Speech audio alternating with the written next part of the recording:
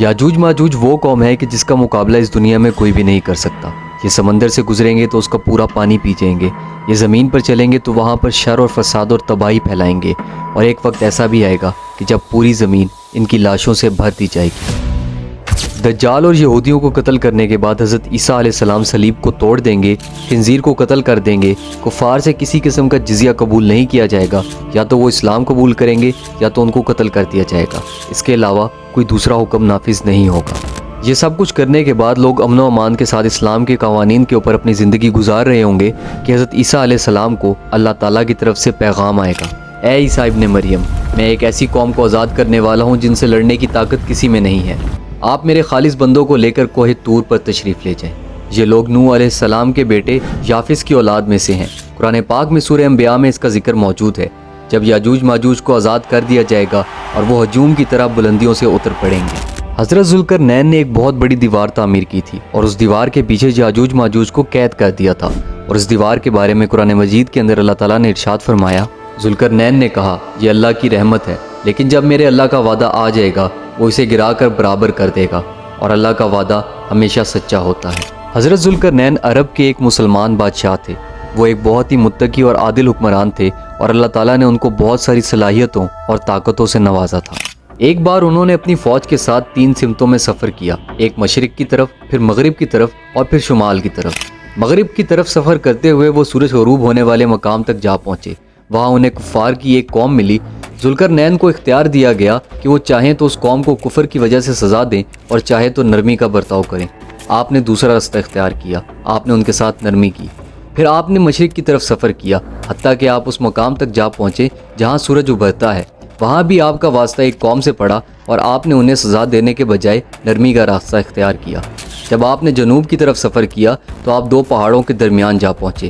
وہاں ایک قوم نے آپ سے شکایت کی کہ پہاڑ کی دوسری طرف یاجوج ماجوج قوم آباد ہے جو ان پر حملہ کرتے ہیں، لوٹتے ہیں اور خون خرابہ کر کے بھاگ جاتے ہیں۔ اس قوم نے جب حضرت ذوالقرنین علیہ السلام کی طاقت اور ہیبت کو دیکھا تو انہوں نے حضرت ذوالقرنین علیہ السلام سے یہ درخواست کی کہ وہ ان کے اور یاجوج ماجوج کے درمیان میں ایک دیوار بنا دیں جس سے وہ یاجوج ماجوج کے ظلم و ستم سے بچ جائیں، اور اس کام کے لیے انہوں نے حضرت ذوالقرنین علیہ السلام کو بہت زیادہ مال و دولت کی بھی پیشکش کی، لیکن حضرت ذوالقرنین نے مال و دولت لینے سے انکار کر دیا۔ البتہ لوہے کے بہت بڑے بڑے تختوں سے ایک دیوار تعمیر کر دی۔ اس دیوار کی موٹائی 60 گز تھی۔ حضرت ابو ہریرہ رضی اللہ تعالیٰ عنہ سے روایت ہے کہ یاجوج ماجوج یہ دیوار توڑنے کی کوشش کرتے رہتے ہیں، حتیٰ کہ وہ اس مقام تک جا پہنچتے ہیں کہ انہیں دوسری طرف کی روشنی نظر آنے لگتی ہے۔ پھر وہ یہ کہتے ہوئے گھروں کو روانہ ہو جاتے ہیں کہ وہ کل آ کے اس کو توڑیں گے، جبکہ اللہ اس دیوار کی موٹائی کو پھر برابر کر دیتا ہے۔ اگلے دن وہ دوبارہ توڑنا شروع کر دیتے ہیں۔ اللہ جب تک ان کو قید رکھنا چاہے گا یہ سلسلہ چلتا رہے گا۔ جب اللہ نے ان کی آزادی کا فیصلہ کیا تو اس دن کے آخر میں وہ کہیں گے کل انشاءاللہ اس کو توڑ دیں گے۔ اگلے دن وہ دیوار کو اسی حال میں پائیں گے جیسا کہ چھوڑ کر گئے تھے، اور وہ اس کو توڑ کر بھاگ نکلیں گے۔ مسلم شریف کی ایک حدیث کے مطابق وہ ایسے مضبوط اور طاقتور لوگ ہیں جن سے کوئی شخص نہیں لڑ سکتا۔ ان کے چہرے ڈھالوں کی طرح چوڑے اور آنکھیں چھوٹی ہیں۔ دجال کو قتل کرنے کے تھوڑے ہی عرصے کے بعد حضرت عیسیٰ علیہ السلام کو یہ خبر مل جائے گی کہ یاجوج ماجوج کو آزاد کر دیا گیا ہے، تو آپ علیہ السلام اللہ تعالیٰ کے حکم سے مسلمانوں کو لے کر کوہ طور پر چلے جائیں گے، کیونکہ اس وقت اس دنیا کے اندر کسی انسان کے اندر بھی یاجوج ماجوج سے لڑنے کی طاقت نہیں ہوگی۔ یاجوج ماجوج ہر بلندی سے قتل و غارت اور تباہیوں پر بادی پھیلاتے چل پڑیں گے۔ یہ جب بحر تبریہ سے گزریں گے جس کی لمبائی 10 میل ہے تو اس کا سارا پانی پی جائیں گے، اور اس کو دیکھ کر کہیں گے کہ یہاں پر کبھی پانی تھا۔